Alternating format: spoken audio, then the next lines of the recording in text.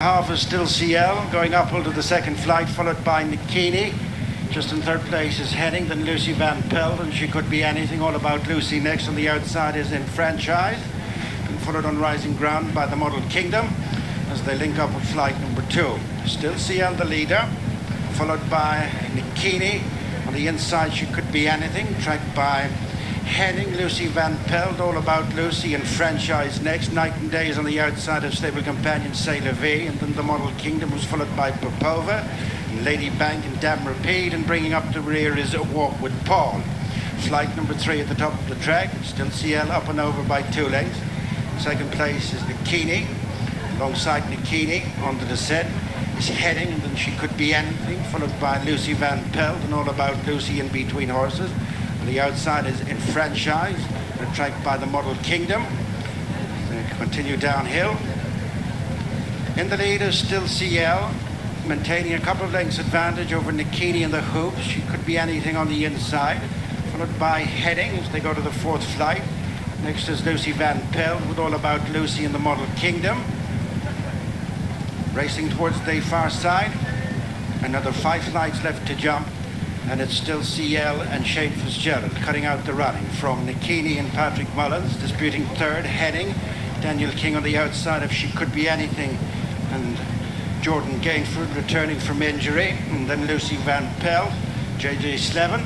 Down the far side they go to the first of 2, and still CL has opened up with 3-length advantage, going towards the halfway stage from Nikini. She Could Be Anything, Henning next.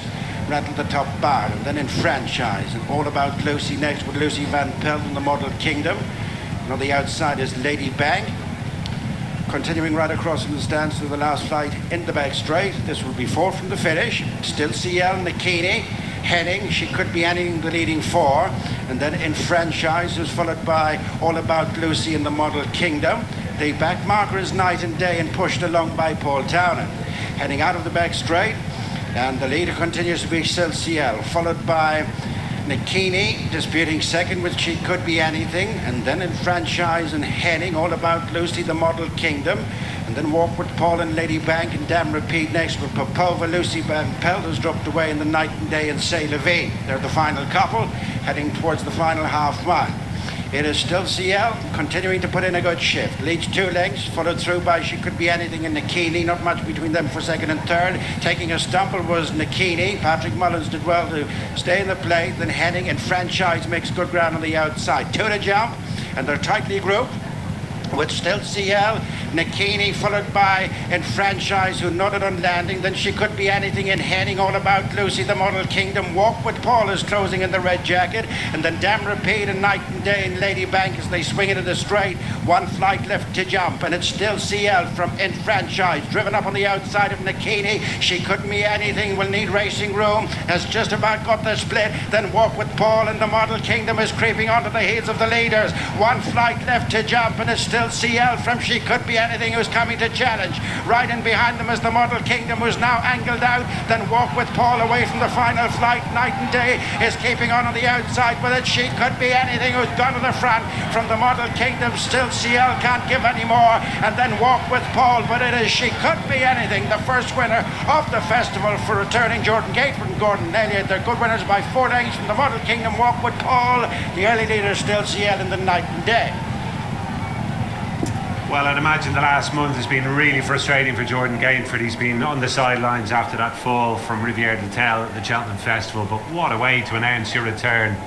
And you can see there he's got a right kick out of that. She Could Be Anything, this mare who had run so well at the Cheltenham Festival last time, has run out a really good winner. And Don, I suppose the other point to make is that a lot of the talk in the run-up to this fixture has been about Gordon Elliott having a weaker challenge than normal after aiming a lot of his big guns at Aintree. Well, of course, then he goes and wins the first, doesn't he? Yeah, absolutely. And yeah, great to see Jordan Gainford back, and to watch him ride here, Gary, you wouldn't have known he'd been away at all. He was very patient in behind. Still CL, she ran a massive race. She led them for a long way and travelled really well in front. Jordan Gainford always just happy in behind, and She Could Be Anything, happy that his mare was travelling well, happy to bide his time. It did get a wee bit tight on the run around the home turn when after Nikini had kind of stumbled on landing over the third last flight, I think. And Walk with Paul, she's run a big race as well. She's travelling really well in behind. She's made good ground up around the outside, and Jordan Gainford just needed a wee bit of racing room, but he had the mare and the energy. She had the energy there in order to engineer that racing room for herself. She just manoeuvred her way out into clear sailing, and once she was out, she picked up really well. I thought the ground might be the distance might be a wee bit on the sharp side for her. I think she does get further. She ran a big race in the Apples Jade race here back in February, over 2 miles and 5 furlongs, and she ran well for a long way in the Moss and Flower hurdle as well. But she's shown a really good turn of foot here, and yeah, great start to the meeting for Gordon Elliott.